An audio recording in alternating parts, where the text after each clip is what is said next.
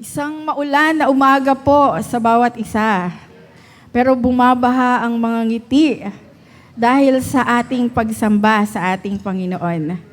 So, nakakatuwa naman po dahil hindi tayo na-prevent nung ulan, no? Kanina biglang lumakas. Usually, kapag iisipin na lang ng tao, hindi na ako dadalo kasi naintindihan naman ni Lord, umuulan di ba? Pero syempre, yung desire natin na papurihan, sambahin ng Panginoon, hindi yun mapipigilan, di ba? Okay? So, salamat po sa Panginoon. Meron po tayong mga bagong kasama ngayong umaga. Nandito po si Allison Manuson. Taga Plaridel po siya. Palakpakan po natin ang Panginoon. Nandito rin po yung mga kamag-anak ni na Sister Ana and Sister Risa, sina Milagros Peralta, Maria Teresa Suarez, Myra Peralta, and Miljen Orgeles. Meron po bang hindi nabanggit? Okay. So, sige po. May tatanong po ako sa inyo. Gaano nyo po kakilala? Teka muna. Sabihan nyo muna po ng good morning yung mga katabi nyo. Wow. Di ba? Pero, kadalasan yung mga katabi natin dito is kaibigan, asawa, kapatid, magulang, 'di ba? Ganon. Pero gaano mo po ba kakilala yung katabi mo ngayon? Minsan kahit na 30 years na kayong magkasama, 'di ba, nung asawa mo, hindi pa rin kayo masyado magkakilala, 'di ba? Tama ba 'yon? Minsan naiinis mo pa rin siya nang hindi mo namamalayan. Or minsan, napapasama mo pa rin yung kalooban niya na hindi mo na maintensyon, di ba? So, ibig sabihin, marami pa pala tayong kailangang kilalanin sa mga kasama natin, habang tayo po ay nabubuhay. So, ngayon po, may isa pa po ako isang tanong. Kilala mo ba si Goel? Hindi po si Brother Joel, Goel.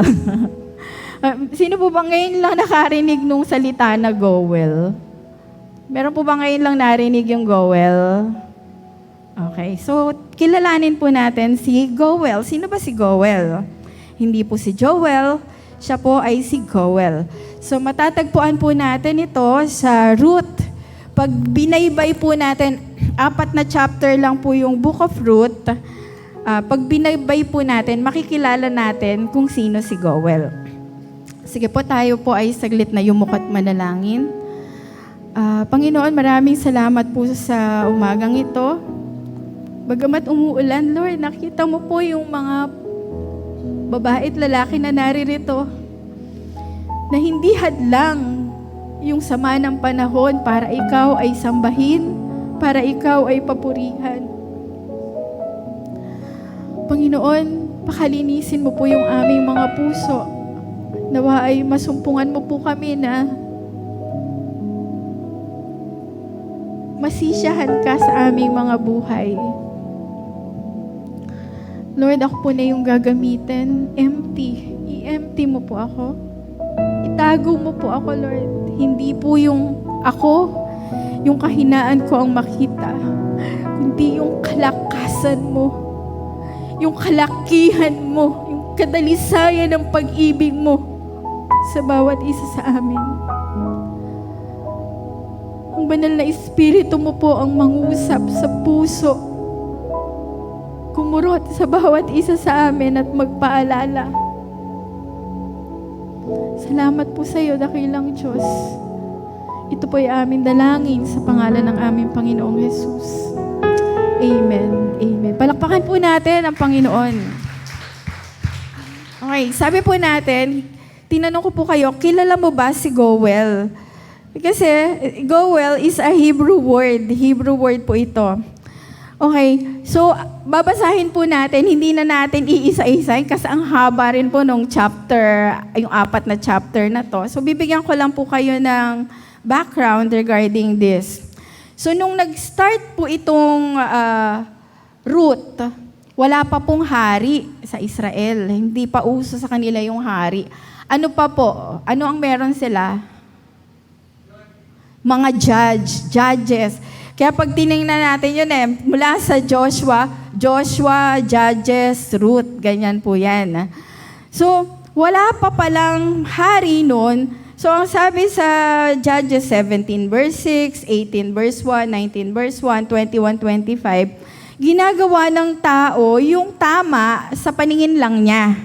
Pero alam naman natin, kadalasan, mali po yung pag-iisip ng tao. Like ngayon, sa mindset ng tao ngayon, lahat na nakikita sa social media ay tama na. Kaya yung dating mali na sinasabi ng Biblia, ngayon, dahil mas marami na yung gumagawa, mas marami na yung naniniwala, parang yun na yung bagong tama. Pero mali pa rin po. So, kaya po meron ng mga judge is, ang ibig sabihin po ng judge, hindi po yung sa mga tawag dito, yung kapag may mga korte, hindi po yun yung mga judge na yon na hukom. Yung pong judges na yan, sila po ay mga heroic leader.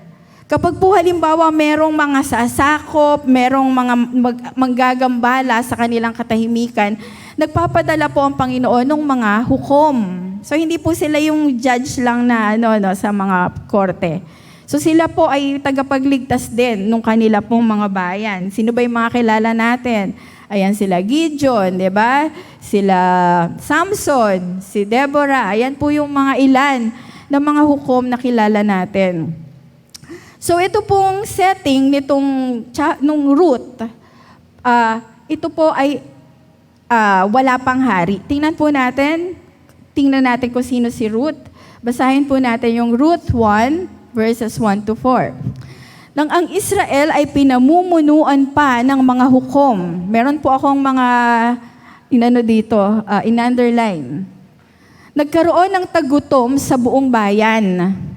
Kaya't ang mag-asawang Elimelech at Naomi na taga Bethlehem, Judah, ay pansamantala munang nanirahan sa Moab kasama ang kanilang mga anak na sina Mahlon at Kelion.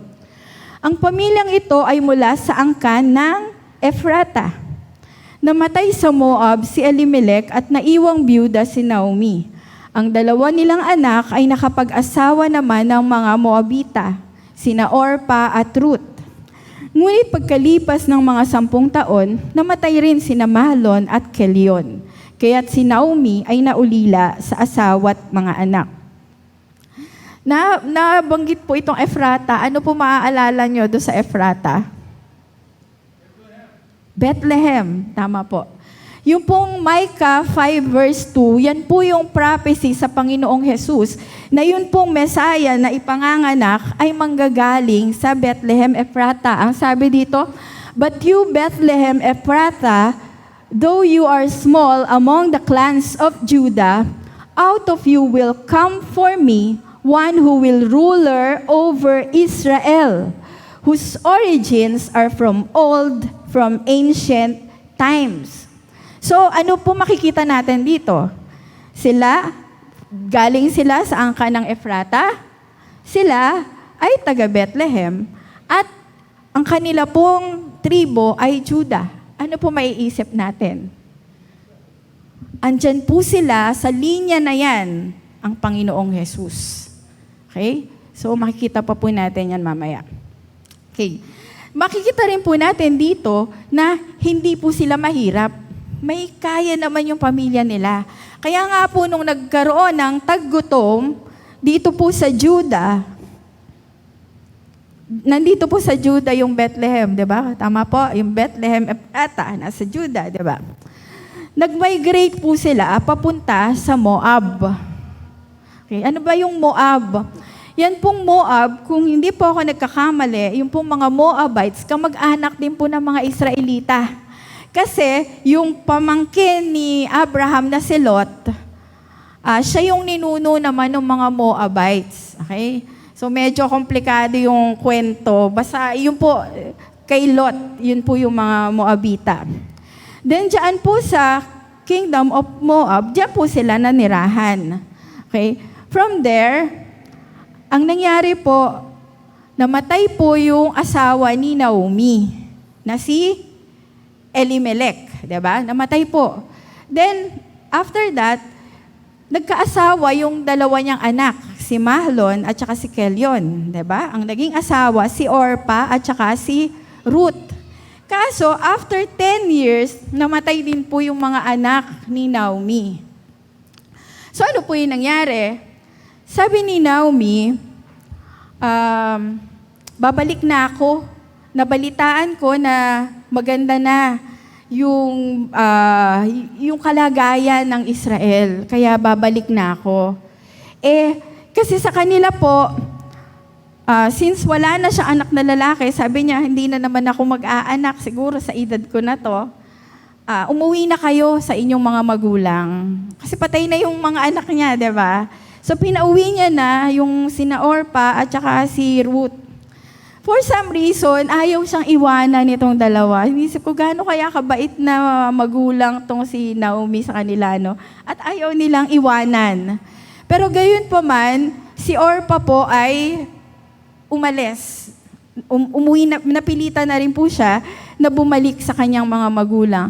Tinataya po na siguro itong mga anak or manugang niya nasa mga 20s, mga ganyan. So sabi ni Naomi, makakapag-asawa pa kayo, mag-asawa pa kayo, sabing ganyan. Pero ano po ang sabi ni Ruth? Dito sa Ruth 1 verse 16, sabi niya, sumagot si Ruth, "Huwag po ninyong hilinging iwanan ko kayo. Hayaan ninyo akong sumama sa inyo. Saan man kayo pumunta, doon ako pupunta. Kung saan kayo tumira, doon ako titira. Ang inyong bayan ang aking magiging bayan, ang inyong Diyos ang magiging aking Diyos." Grabe, no?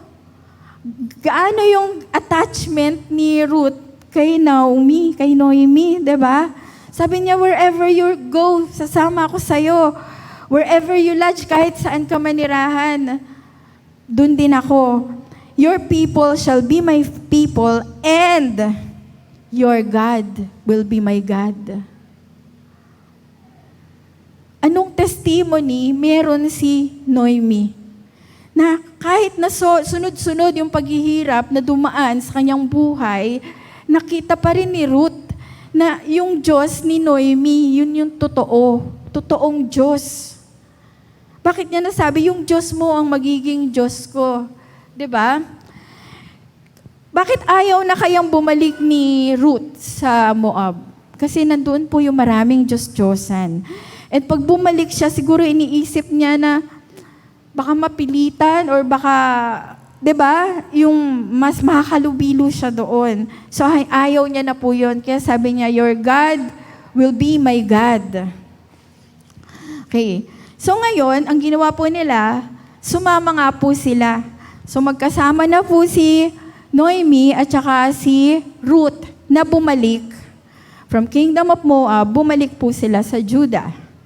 Okay, nasusundan po ba? Ngayon, pagdating po nila sa Judah, kung dati may kaya sila, namatay na nga po yung si Elimelech, di ba? Namatay na rin yung mga anak ni Elimelech na lalaki. Wala nang magtatrabaho sa kanila. Sila na po yung tinatawag na balo. Di ba? Alam natin na sa bansa pong Israel, nung pong panahon na yan po yung mga pinakamahihirap na tao. Bakit? Kasi hindi naman katulad natin ngayon na yung mga babae nagtatrabaho, di ba? Sila hindi. Usually ang nagtatrabaho lalaki. Kaya kapag po yung balo na, tapos yung naiwan po yung ulila, sila yung pinakakawawa talaga. Okay? So nung umalis sila sa Judah, may kaya sila. Pero nung sila ay bumalik, sila po ay mahirap lang. Okay? Ngayon, may nakilala po sila pagdating nila sa Israel. Sino ba to? Sino ba? Si Buz or si Boaz. Tingnan po natin yung Ruth 2 verses 1 to 3. Isang araw sinabi ni Ruth kay Noemi, "Pupunta po ako sa bukid at mamumulot ng mga uhay na naiiwan ng mga gumagapas. Doon ako sa may likuran ng sino mang papayag." Ibig sabihin pala, hindi lahat ng gumagapas pwede mong sundan. Siguro meron ding mga gumagapas na talagang nililinis nila, no, para makuha talaga lahat, no. Kaya sabi niya, pupunta lang po ako doon sa likuran kung sino lang yung papayag, tsaka po ako mamumulot. Naalala ko noon, lagi ko talaga naaalala nung time dati, nung kabataan namin. Naririnig ko ang nanay, pupunta yan sa bukid. Sabi niya, mamumulot kami. So, narinig ko na sa nanay yun, di ba, Nay, na namumulot sila doon. Kasi dati, doon nasa abroad ang tatay, pero madalas nalilate po yung padala. So, wala kaming kakainin. Ang gagawin ng nanay, at saka sinasama po niya si Brother Bill, namumulot sila. So, medyo nakarelate po ako dito. Sumagot si Noemi, ikaw ang bahala, anak. Kaya't si Ruth ay nagpunta sa bukid at namulot ng mga uhay, kasunod ng mga gumagapas. Nagkataon, ang napuntahan niya ay ang bukid ni Boaz or ni Bus. Sabihin nga po, basahin nga po natin. Isang kamag-anak ni Elimelech na napakayaman at iginagalang sa kanilang bayan. So si Bus daw po ay isang kamag-anak, napakayaman at ginagalang sa kanilang bayan. So, si Bus po ang kanyang Goel. Okay, ano ba yung Goel? Ancient Hebrew for the nearest kinsman, a relative, or kamag-anak. Ito po yung pinakamalapit na kamag-anak. He was a somebody in the family. In the Hebrew Bible, pag sinabing somebody, may kaya to, mayaman to. Kinikilala ito. In the Hebrew Bible and the rabbinical tradition, a Goel is a person who, as the nearest relative of someone, is charged with the duty of restoring that person's right and avenging wrongs done to her. Malaki po ang ginagampanan ng Goel. So again, ang Goel po ay isang malapit na kamag-anak. Okay, balik po tayo. Ano ba ang kultura ng Israel? Kapag po meron ako, halimbawa, ako ay Israelita, no? Meron po akong bukid. Ngayon, naghihirap ako, wala akong pambiling pagkain. So, kailangan ko to ipagbili. Kailangan po ang bibili nito yung Goel ko. Yung kamag-anak ko. Bakit? Kasi di ba po, nung pinagparte-parte po, yung Israel, meron para kay Dan, kay Ruben, kay Benjamin, di ba? Meron pong ganyan kay Judah. Kailangan, hindi lalabas na sa taga-Egypt pa yung mapagbebentahan. Mababawasan yung laki ng lupain ng mga Israelita. Nakuha niyo po? Kaya ang kailangan po, ang bibili nito, yung isang kamag-anak na may kaya din. Yun lang ang pwedeng pumili nito. So yun po yung mga duties ng mga Goel. Ano pa? Halimbawa po, ako naman yung Goel. Ako naman yung kamag-anak na mayaman. Meron akong kamag-anak na nakagawa ng kasalanan, nagnakaw ng malaki, ganyan. Kailangan siya ay makulong. Or aside from makulong, magiging alipin po siya ng isang mayaman din. Kung kanino siya nagnakaw, magiging alipin na siya ng buong buhay niya. Pero dahil ako ay Goel at siguro malapit sa akin yung kamag-anak ko, bibilin ko siya. Ire-redeem ko siya para hindi na siya maging alipin. So, isa po yan sa ginagawa po ng Goel. Freeing slaves. Avenging blood. Kapag meron daw pong kamag-anak na minurder, siya rin po yung sisingil doon sa gumawa. Then, kapag katulad po ni Ruth, siya po ay nabalo. Yung Goel po, di ba maalala nyo sa Matthew po yata yun, yung merong naging asawa na matay. Nung namatay yung asawa niya, kailangan yung pangalawa, then namatay na naman yung pangatlong kapatid na naman. then namatay yung pang-apat, di ba? Meron pong ganun. So meron pong ganun sa kanila pong kultura. Okay? Sa culture po nila yan. Ha? Hindi tayo makaka-relate doon dahil hindi po ganun yung kultura natin. Ruth 2 verses 5 to 6. Nang makita si Ruth, tinanong ni Boaz sa katiwala, sino ang babaeng yun? Siya po ang Moabitang kasama ni Noemi nang umuwi rito mula sa Moab. Sagot ng katiwala. Nakilala ni Boaz na asawa marahil ng kamag-anak si Ruth. Si Elimelech, di ba? At naging napakabait niya para sa kanya. Sa lawak ng kanyang bukid, pinagbili na niya ang kanyang mga tauhan na maging mabuti rin sa kanya. Di ba?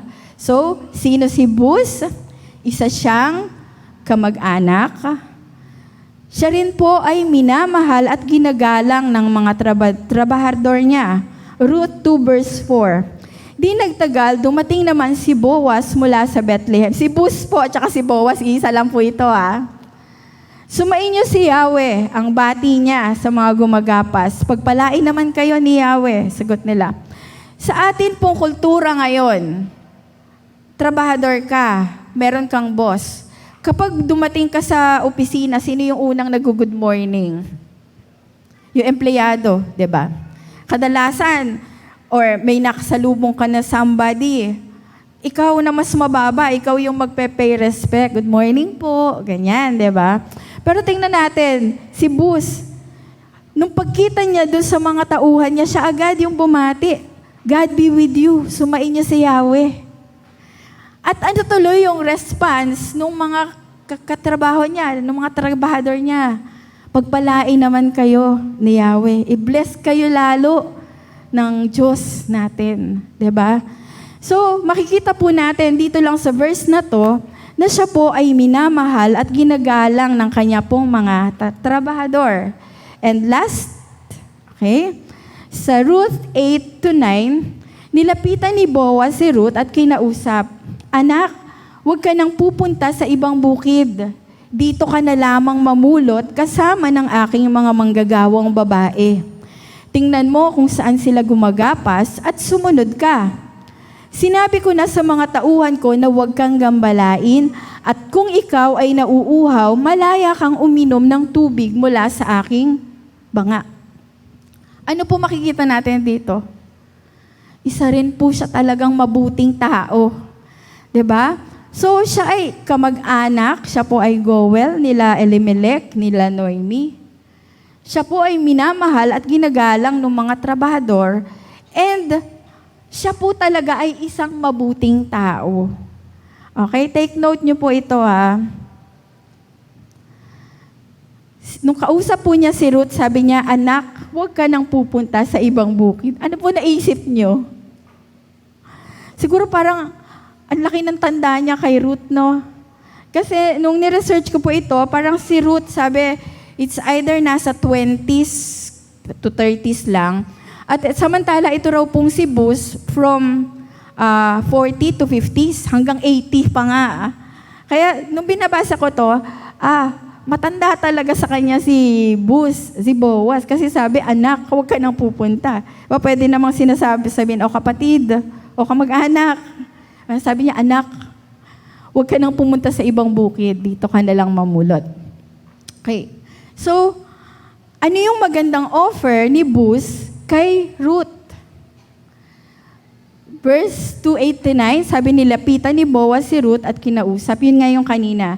Sabi, dito ka na lamang mamulot kasama ng aking mga manggagawang babae. Ano yung ini-offer ni Boaz kay Ruth? Companion, kasama. 'Di ba?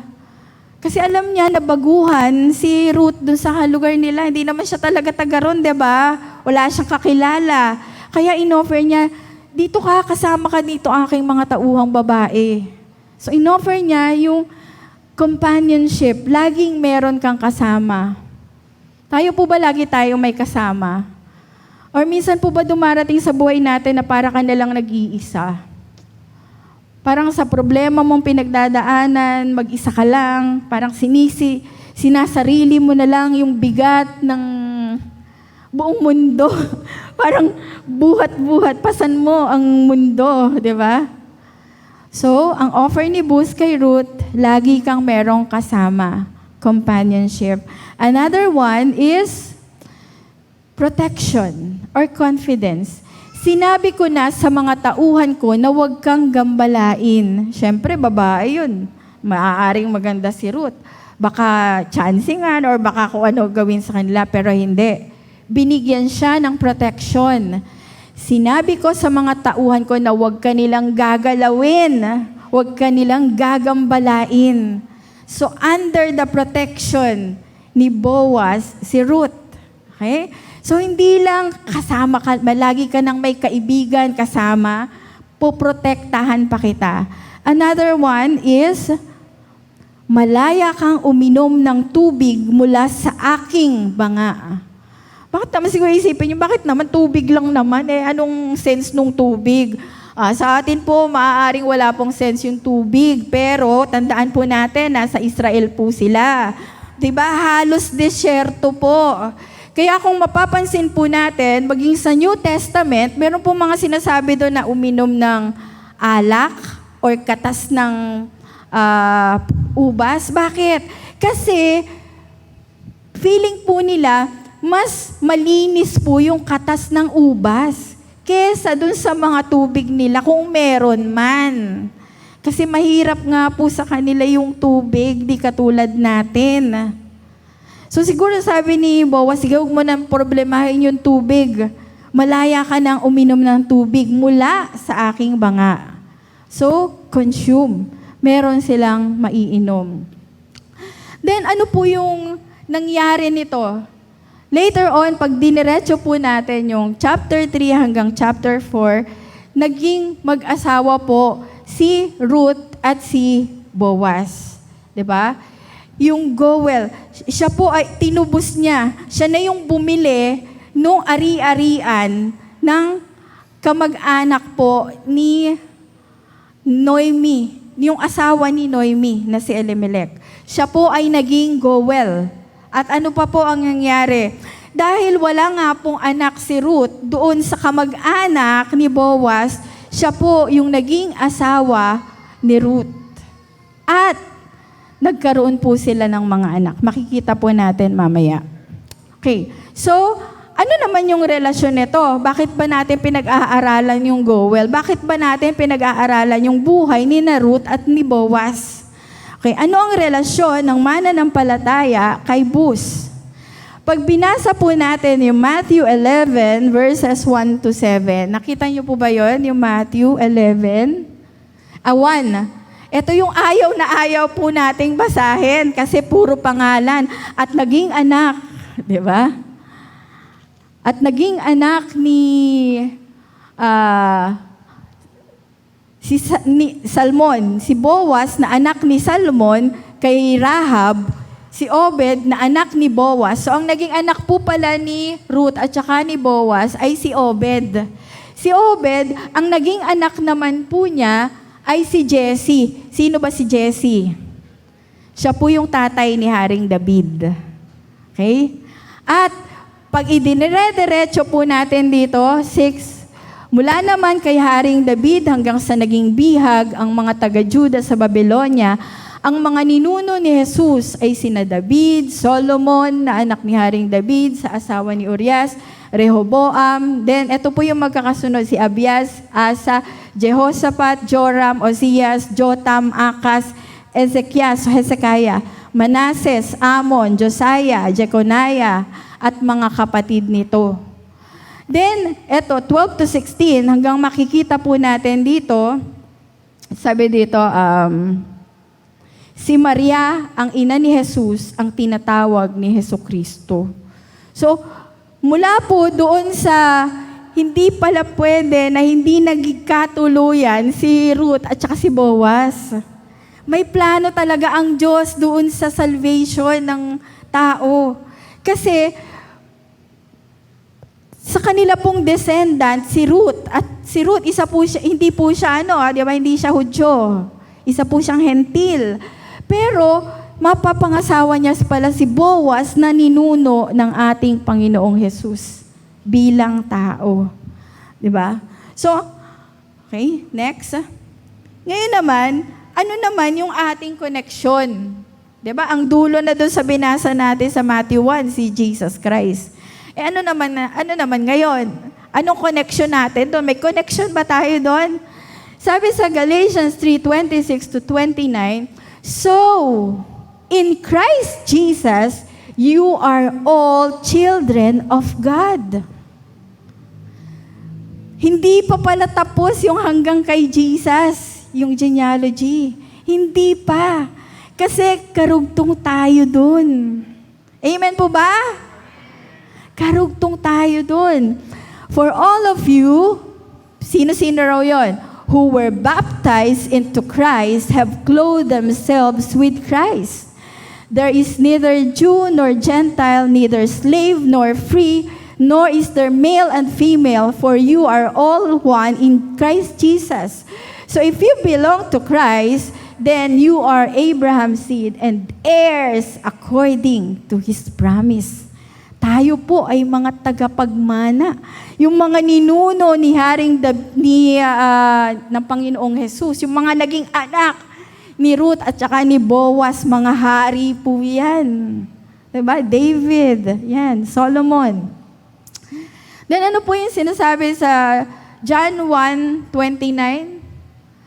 Ang sino man na sa kanya ay tumanggap at nananampalataya, sila ay naging ano? Mga anak ng Diyos. So kung ikaw, kung ako, tayo ay tumanggap at nanampalataya sa Panginoong Jesus, ano raw po tayo? Anak tayo ng Diyos. So, kadrugtong po tayo doon sa genealogy sa Matthew 1. Diba? Okay, next. Diretso po natin.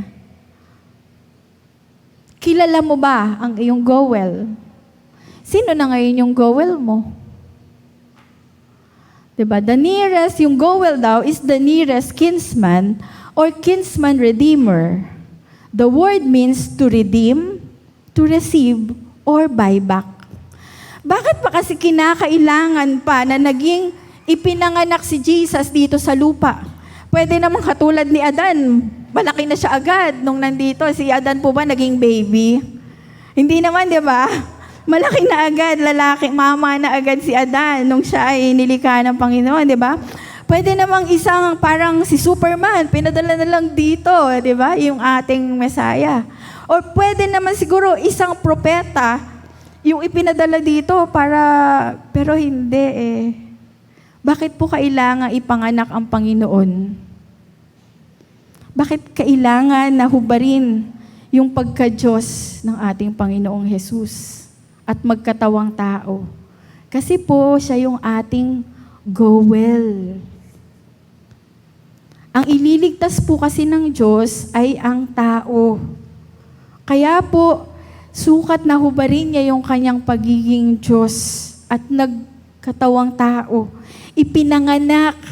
Lahat na dinaanan natin, dinaanan ng Panginoon kasi siya yung ating kamag-anak. Paano natin siya magiging kamag-anak na siya mismo ay tao? Diba? Kasi siya po yung ating goal.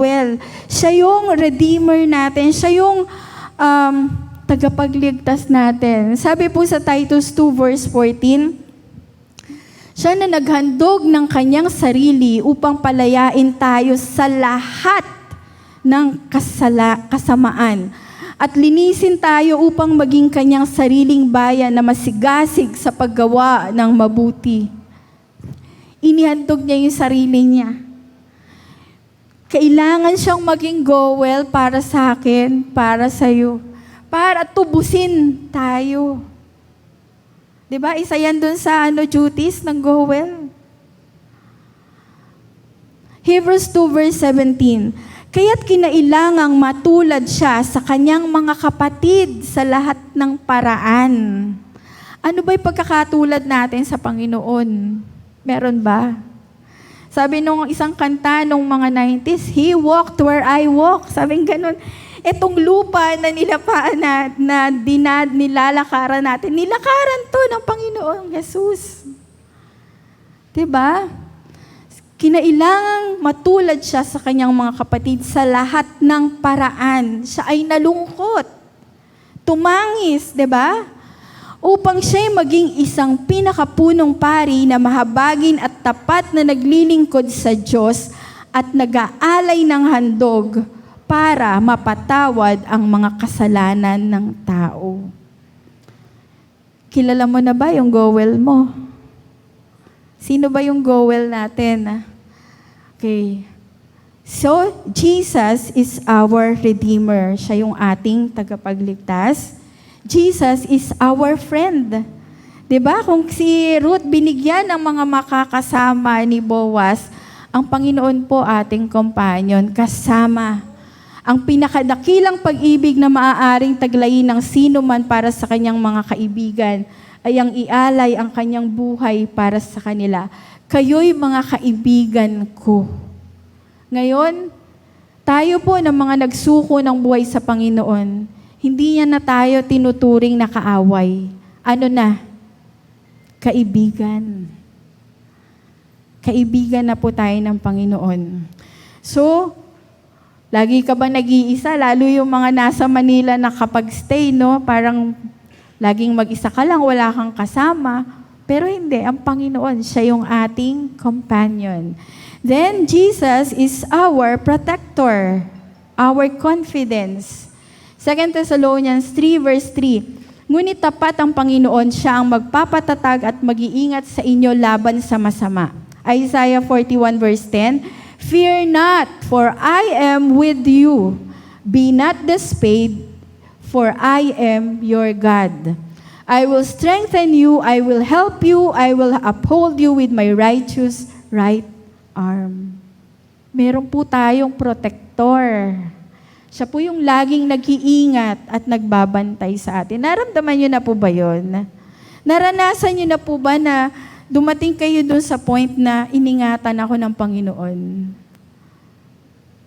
Amen. May mga tumatango. Talagang mararanasan po natin to as anak ng ating Diyos. Then lastly, Jesus is our consume.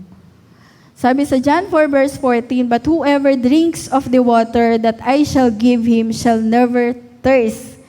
Yun daw pong mga nauuhaw, lumapit na sa Kanya. 'Di ba? But the water that I shall give him shall be in him a well of water springing up into everlasting life. Nag-aanyaya po patuloy ang Panginoong Jesus. Ini-offer niya yung living water para sa bawat isa. Ini-offer po niya yung buhay na walang hanggan. As goal, nais po niya tayong lahat iligtas. 'Di ba? Siya po yung Redeemer natin eh. So, sabing ganon, I shall give him, shall be in him a well of water springing up into everlasting life. Ang tanong lang po, nais po ba natin? Nais po ba natin na makasama siya? Nais po ba natin na magkaroon itong buhay na walang hanggan na ipinagkaloob sa atin ng ating Panginoon? Pwede po ba tayong tumayo?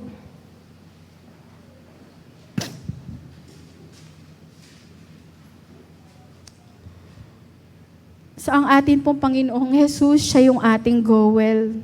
Hindi niya kailangang magpakatao, isilang bilang tao, masaktan, ipako sa krus, hindi niya kailangan. Pero as goal, ginawa po niya yan. Kasi gusto kanyang iligtas. Binayaran niya yung kasalanan mo, yung kasalanan ko. Ang tanong, naniniwala ka ba? Nananampalataya ka ba doon sa ginawa ng Panginoong Jesus, doon sa krus? Inialay niya yung kanyang buhay para iligtas ka. Hindi ka na mapahiwalay kahit kailan. Until now, ang Diyos ay nag-o-offer. Come, sabi ng Diyos. Lumapit kayo sa akin. Kayo na nagugulumihanan at nabibigatang lubha. And I will give you rest. Kahit ano gawin natin sa buhay na to, sobrang struggle, sobrang challenges. Pero ito naman yung offer ng goal natin ng Diyos. I am your companion, sasamahan kita, puproteksyonan kita, ipagkakaloob ko lahat ng kailangan mo.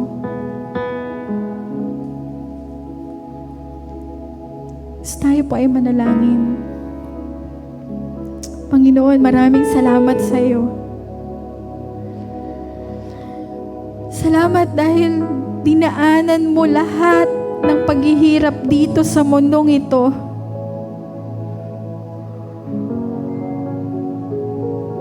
Para tubusin kami. Tubusin ang aming kasalanan. At bigyan kami ng buhay na walang hanggan.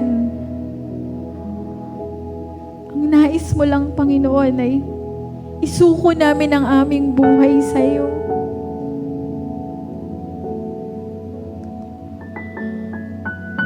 Panginoon, kumilos ka po sa buhay ng bawat isa, sa puso ng bawat isang naririto.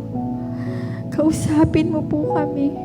Kailangan ka namin, Panginoon. Be with us always.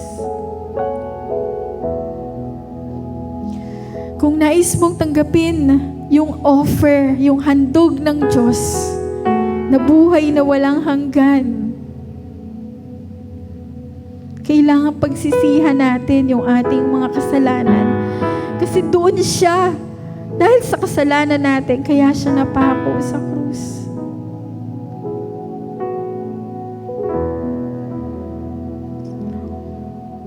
Panginoon, maraming salamat. Dahil ayaw mo na ang tao na iyong minamahal, katulad ni Boaz kay Ruth na kanya ring minahal. Ikaw, minamahal mo ang bawat tao. Kung kaya't pinagkaloob mo ang iyong bugtong na anak, maranasan niya lahat ng paghihirap dito sa mundong ito para tubusin kami. Patawarin mo po ako sa aking mga kasalanan. Nagawa mula pa nung ako'y pagkabata hanggang sa mga oras na to.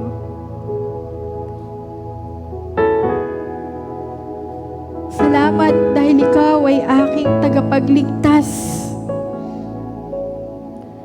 Pinananampalatayanan namin na ikaw ay aming tagapagligtas. At manguna ka sa buhay ng bawat isa na naririto ngayong umagang ito. Salamat po sa iyo, Panginoon. Ikaw na aming goal, ikaw na aming malapit na kamag-anak, ikaw na aming kaibigan. Salamat po sa iyo, dakilang Diyos. Lahat ng ito ay amin pong dinadalangin sa napakatamis at napakakapangyarihan, mapagmahal na pangalan ng aming Panginoong Jesus. Amen. Amen.